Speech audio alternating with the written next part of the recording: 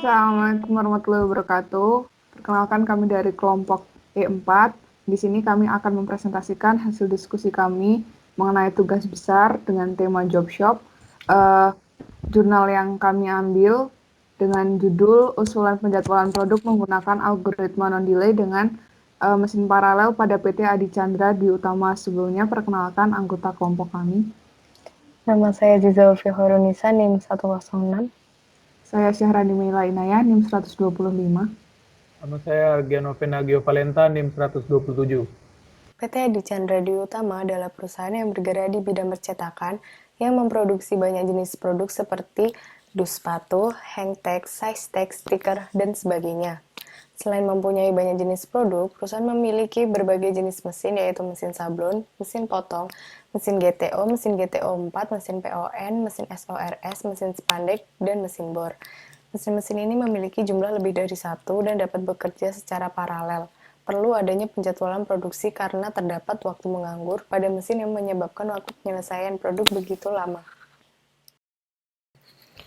Selanjutnya, kendala yang ditemukan di PT Adi Chandra Dwi Utama yaitu terdapat idle time pada mesin, sehingga metode yang digunakan dalam penelitian ini adalah metode non-delay.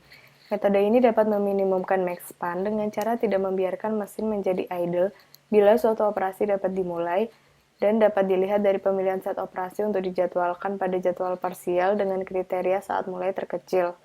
Sesuai dengan tujuan dari penelitian ini, yaitu menghasilkan jadwal produksi dengan kriteria meminimasi max span. Untuk tujuan penelitian, di sini kita melakukan penjadwalan pada mesin paralel dengan metode non-delay.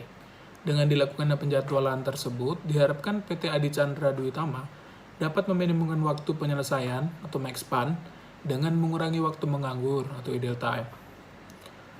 Selanjutnya ada metode. Di sini kita menggunakan metode algoritma penjadwalan non-delay untuk mesin paralel. Untuk pengumpulan data dapat dilihat pada tabel 1 merupakan data permintaan produk. Di situ terdapat 21 produk dengan tanggal terima dan tanggal kirim yang sudah diketahui. Kemudian jumlah order, set, dan jumlah cetak seperti pada tabel di bawah ini. Kemudian untuk tabel 2 merupakan data jumlah mesin. Di situ terdapat 8 stasiun kerja dengan nama mesin yang berbeda-beda serta dengan jumlah mesin yang berbeda-beda. Pada tabel 3 merupakan data kapasitas produksi mesin per jam. Di situ terdapat nama mesin, kemudian waktunya dalam satuan menit, dan jumlah cetak atau jumlah drag. Pada tabel 4 merupakan tabel matrik routing atau urutan operasi. Di situ ada berbagai batch dan juga 6 operasi. Itu untuk routingnya atau untuk urutannya sudah diketahui seperti tabel di bawah ini. Kemudian untuk tabel 5 merupakan data waktu proses produksi. Seperti tabel routing, hanya saja dia hanya berupa waktu prosesnya. Selanjutnya kita masuk ke pengolahan data. Di sini langkah pertama T sama dengan 0. Misalnya mesin sablon 1 kita sama dengan 0, mesin sablon 2 sama dengan 0, dan lain sebagainya.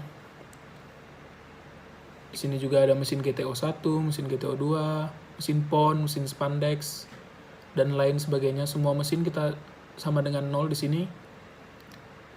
Lanjut ke langkah yang kedua. Notasi ST terdiri dari 4 digit angka dan nama mesin. 3 digit angka pertama itu menyatakan nama batch, dan 1 digit kedua menyatakan urutan operasi yang digunakan. Misalnya nih 001 itu nama batchnya, 1 itu routingnya, dan nama mesinnya adalah sablon. Sampai dengan 0281 mesin potong.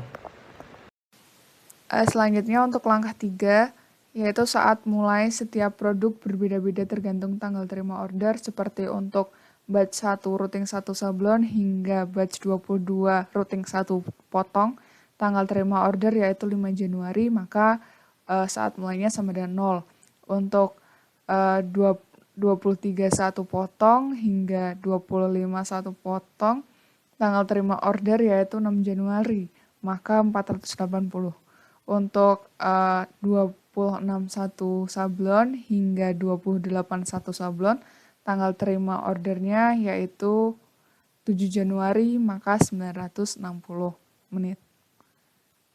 Kemudian untuk langkah 4, waktu proses setiap produk diambil dari data waktu proses seperti batch 1 routing 1 sablon memiliki yaitu 628,75. Kemudian untuk langkah 5, saat selesai itu merupakan dapat diperoleh dari saat mulai ditambah dengan waktu prosesnya.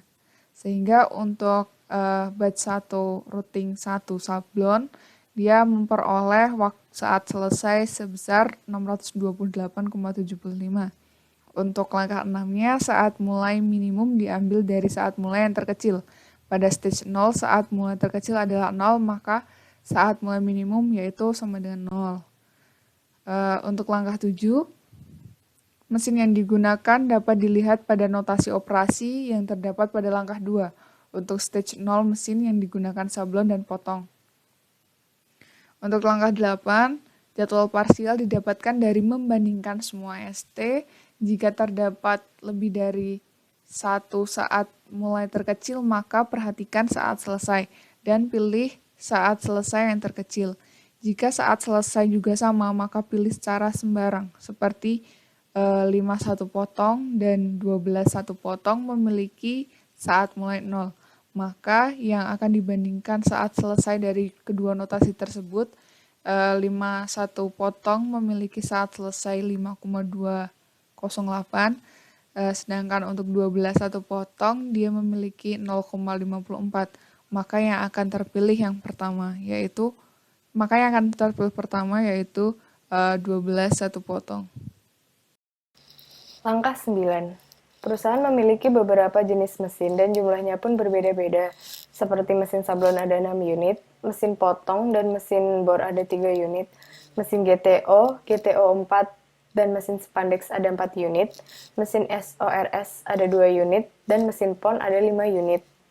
Pemilihan mesin yang akan digunakan disesuaikan dengan mesin mana yang tersedia, seperti untuk stage 0, mesin sablon 1, sablon 2, sablon 3, sablon 4, sablon 5, dan sablon 6 tersedia, maka 001 1 sablon, 002 1 sablon, 003 1 sablon, 004 1 sablon, 016 1 sablon, dan 018 1 sablon dapat diproduksi pada mesin sablon manapun, karena mesin sablon dalam kondisi ready yaitu 016 1 sablon menggunakan mesin sablon 1, 018 1 sablon menggunakan mesin sablon 2, dan seterusnya.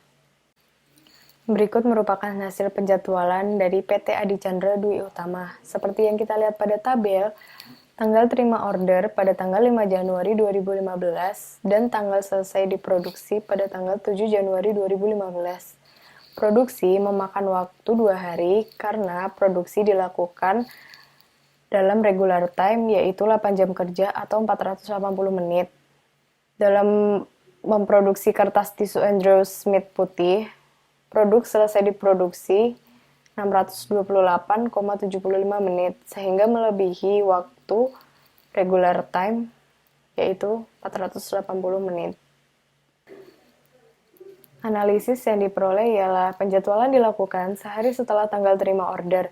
Ketika produk datang pada tanggal 5 Januari 2015, maka akan diproduksi pada tanggal 6 Januari 2015. Jika datang pada tanggal 6 Januari 2015, maka akan diproduksi pada tanggal 7 Januari 2015. Begitu pula seterusnya. Produksi dilakukan dalam regular time, 8 jam kerja atau 480 menit. Sehingga ketika produk selesai melebihi regular time, maka produksi akan dilanjutkan di hari berikutnya. Kesimpulannya, penjadwalan dilakukan dengan algoritma non-delay dengan pengembangan algoritma. Pengembangan algoritma dilakukan untuk mengakomodasi mesin paralel. Dalam penjadwalan ini terdapat mesin yang menganggur karena kapasitas produksi mesin tersebut besar dan memiliki waktu produksi yang tidak lama. Mesin sablon mengalami penumpukan karena mesin tersebut memiliki kapasitas kecil dan waktu produksi yang lama untuk menyelesaikan satu produk. Sekian presentasi dari kami, kurang lebihnya mohon maaf. Wassalamualaikum warahmatullahi wabarakatuh.